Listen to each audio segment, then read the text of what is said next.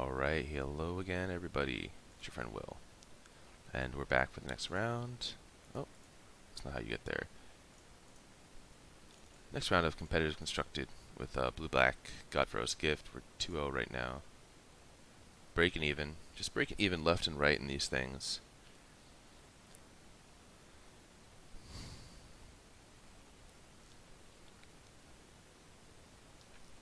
We just beat a double Vinemare draw out of a mono-green aggro deck. That's pretty satisfying.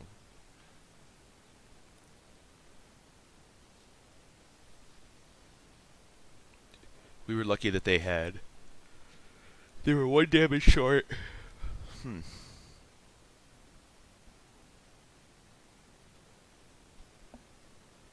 I guess this is a mulligan. As enticing as it is. And I guess this is a keep as loose as it is.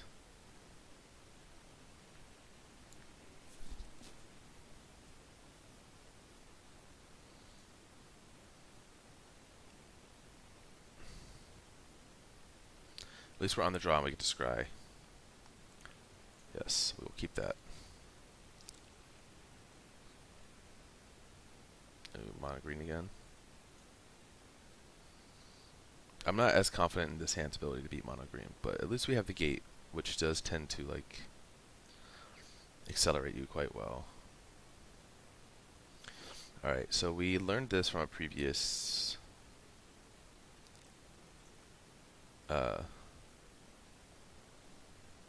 games with this deck, which is as tempting as it is to curve into Freebooter here. We need to get the Graveyard Enabler so we can just maximize our chances to flip this gate as quickly as possible. So, and we are on the clock against them here.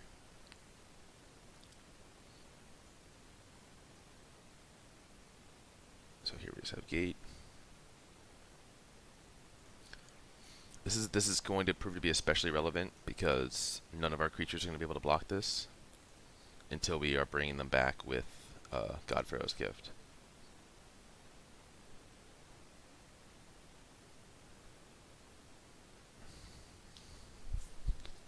Wow. At least it doesn't get trample.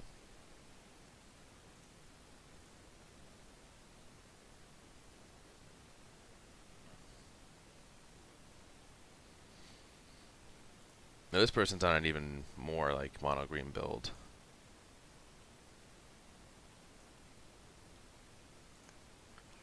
Well, we hit triple creature, which is kind of like the first step. We have 4 creatures down.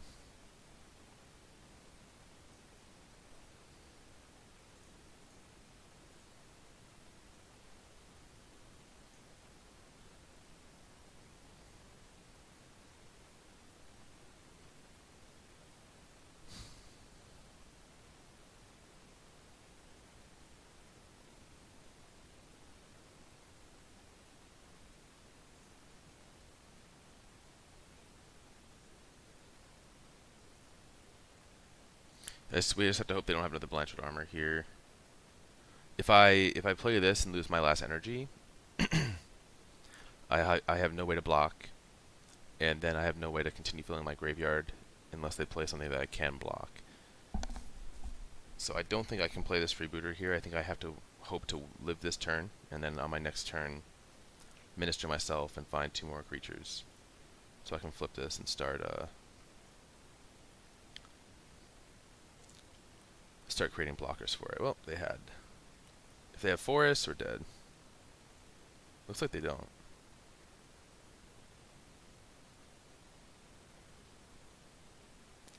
So we get to go to 1 here. Cycle.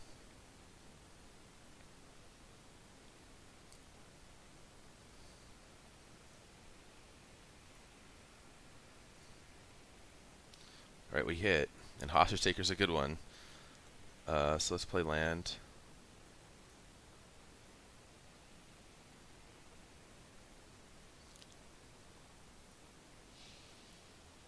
Let's just tap that. That's how the correct way.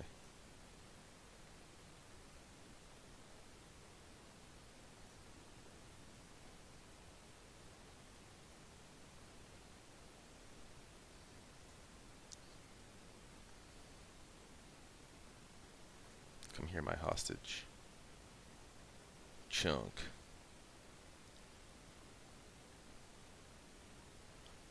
I don't think they have haste. And then we'll play gate.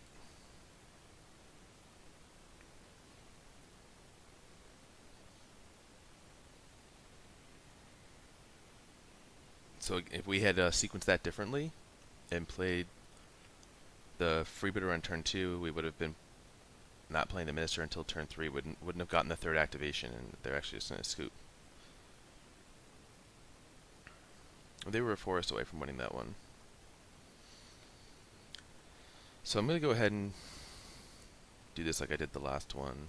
I'm just bringing the Fatal Pushes. I wonder if I should bring in these Expertises, assuming that they're going to have the Vinemare.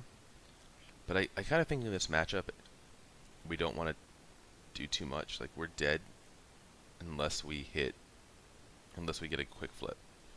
Like, I just don't know that we're ever going to win a game that goes past us, like past turn 4 or 5 of us not flipping. So we just have to just keep accordingly.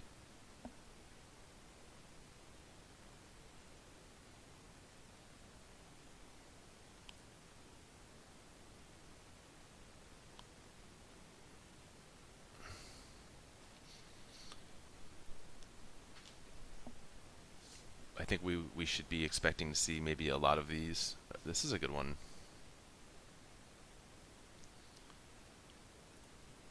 A lot of these mono green decks, so they've been performing really well. A lot of pros have been talking about how good they are. Just into the Grixis, Nicol Bolas decks. Like, Vinemare is, I guess, more or less unbeatable in that matchup.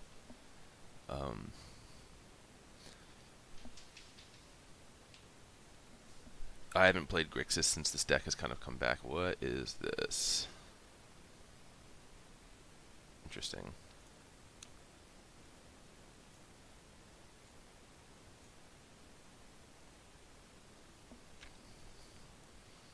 Oh, this gate is obviously a fantastic draw for us. We're getting pretty lucky to be finding them.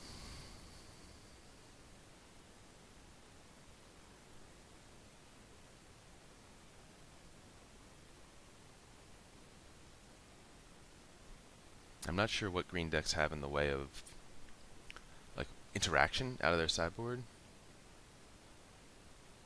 Okay. They're really just gonna like pay 2.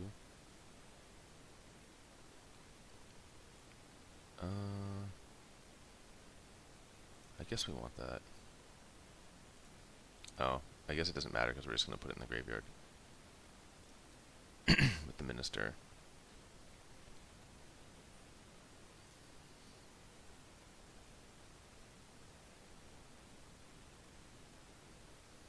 Wow, they're really just going to pay 2 and draw a card here.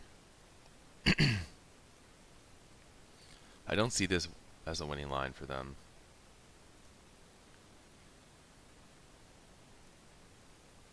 I guess their one out could be if they just start slamming Vinemares and I don't flip if I get really unlucky with my Minister.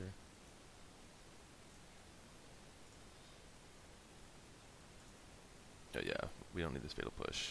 I should have put it in the graveyard so that way this is a more efficient activation.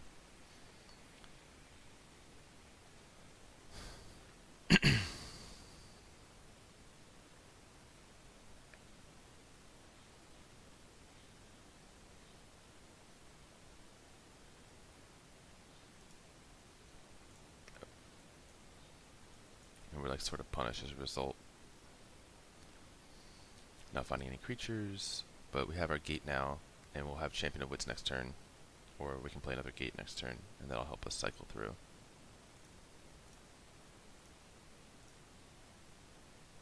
Probably could have gotten in for 2 here, but no, I just certainly should have gotten in for 2. Alright, a Ravenous that can't attack, I'm okay with that. If we draw land, we can even just straight up hostage take it.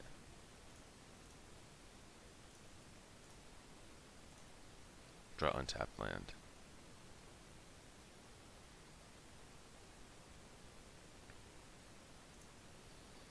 Alright, we hit 2.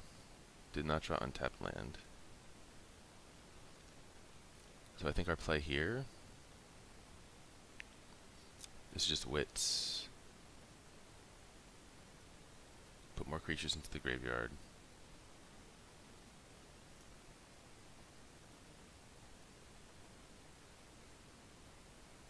I think I'm going to hold the hostage taker.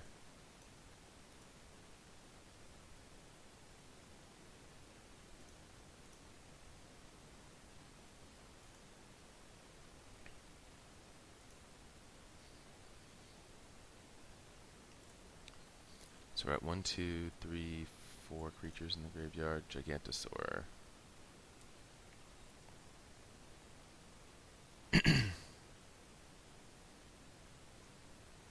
Next turn we can play Aether Hub and mill ourselves for 3 more.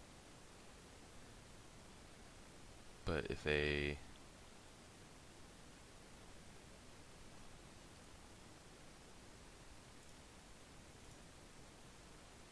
one target creature can't block.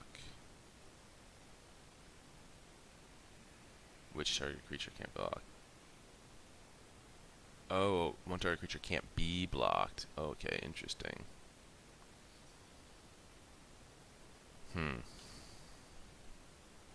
So if that's the case of how that works,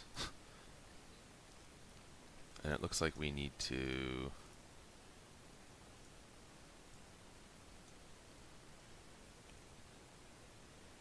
hostage take this Gigantosaur, so it doesn't just dome us for 10 next turn.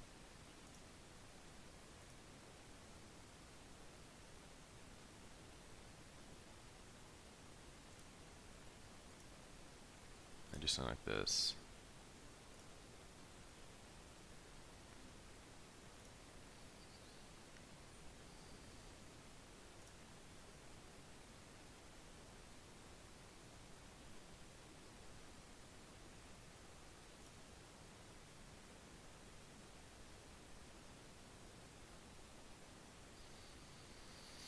So our play for next turn is going to be to flip this gate and Chupacabra, whatever big thing they have here. Oh, well, that one can't be Chupacabra.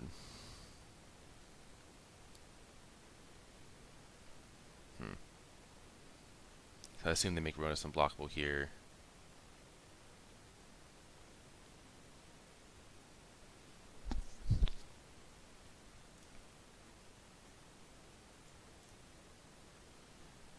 Unless they have something really good. This does come with a cost. Like they have to discard. They've already thrown away a Blanchard Armor.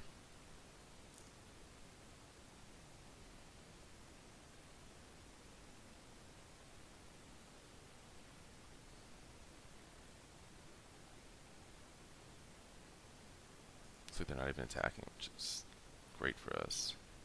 Oh, they are attacking. That's still pretty good for us.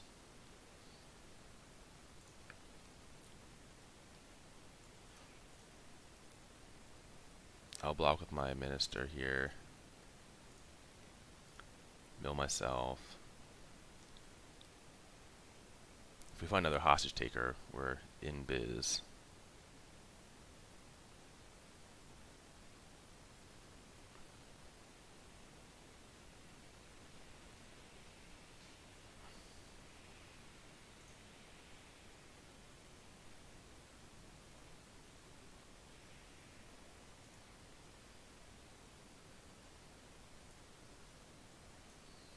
Alright. We did find another hostage taker. Yikes. Kind of start to feel a little bad for the opponent, but not really.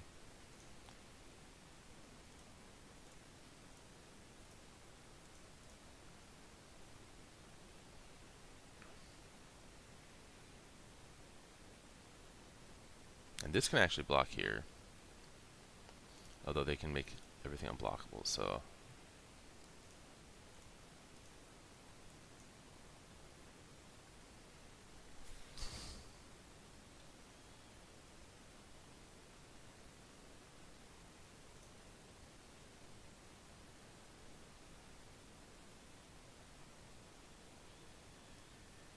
Yes, let's get hostage taker. pluck the Ravenous.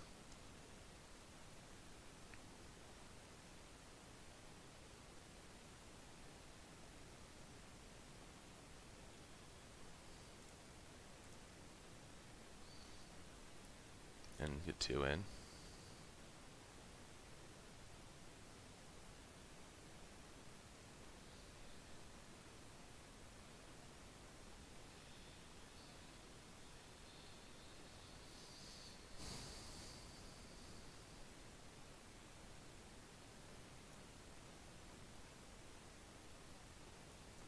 I guess we'll keep the Walking Ballista as 3 points of direct damage next turn, which could be like the difference in this race, just going 3 to face, Walking Ballista for 6.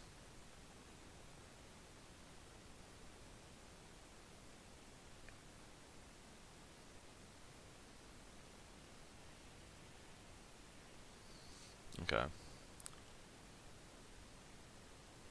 They have another one. We're dead. They don't. Okay, cool. So this we can nuke. Alright, so I'm pretty sure they're dead here.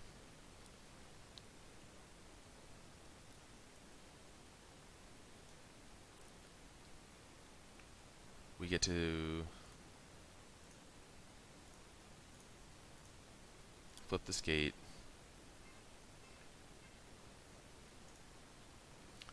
Get our gift. Go to combat. Get back a Chupacabra. Destroy their blocker. Get back Champion of Wits for the rub-ins. Take action.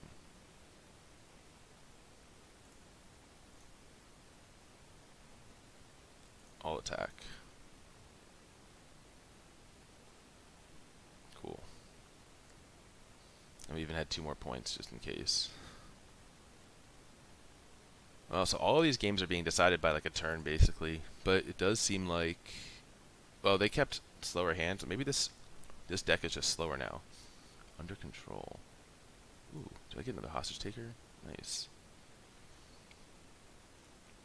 Let's see real quick.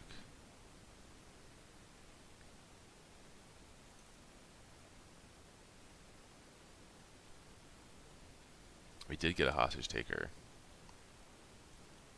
That's nice.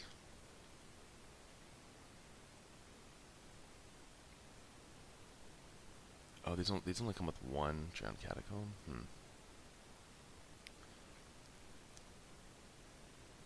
Treasure map is cool. Unfortunately, I think I crafted a 4th of them trying to make Karn decks work.